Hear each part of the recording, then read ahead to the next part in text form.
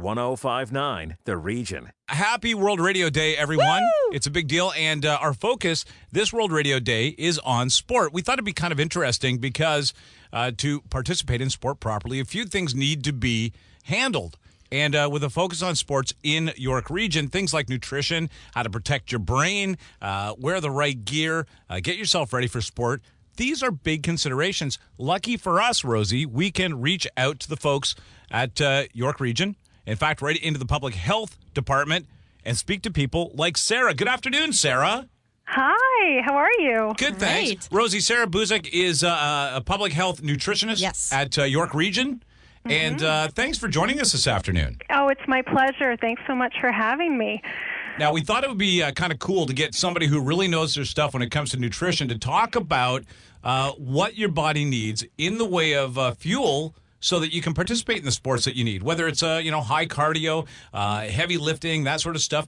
And we thought maybe we could reach out to Sarah and she could give us some tips and advice on this front. Absolutely. I have a few tips for you today. And tip number one is to eat a variety of healthy foods to keep you energized.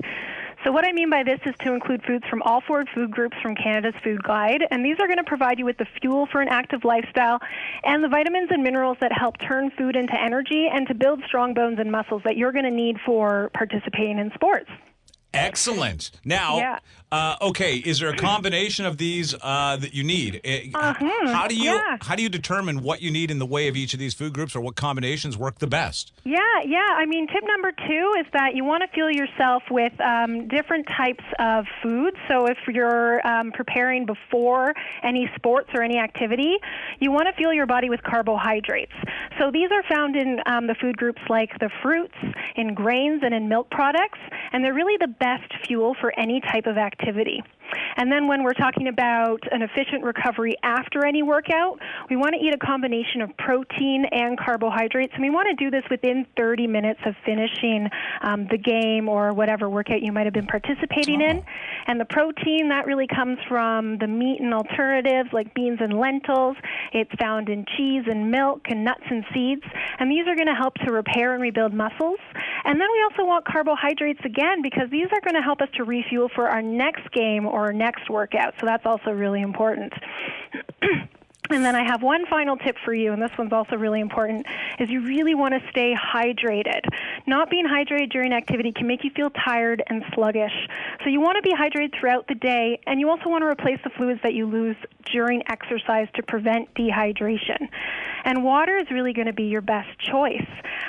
So most people don't need a sports drink unless you're engaging in a high-intensity activity for more than an hour, or if you're engaging in this activity when it's really hot and humid outside. So if you're on, a hockey team or any sports team, it may be something for you, but otherwise water is going to be your best choice. And it's funny, with the Olympics happening right now, you notice the athletes, it doesn't even matter which sport they are on, everyone's got their water bottle. So hydration, obviously, so important. The Super Bowl happened recently, and I keep reading about Tom Brady's diet. He has this diet. It's called like an alkaline diet, and it's supposed to be the kind of diet that you could be in your 40s and still be participating in Super Bowls. Apparently. What is that, Sarah? Is that something? Diet, there's a lot of hype around these different types of diet, but it's important to know that one size does not fit all when it comes to nutrition.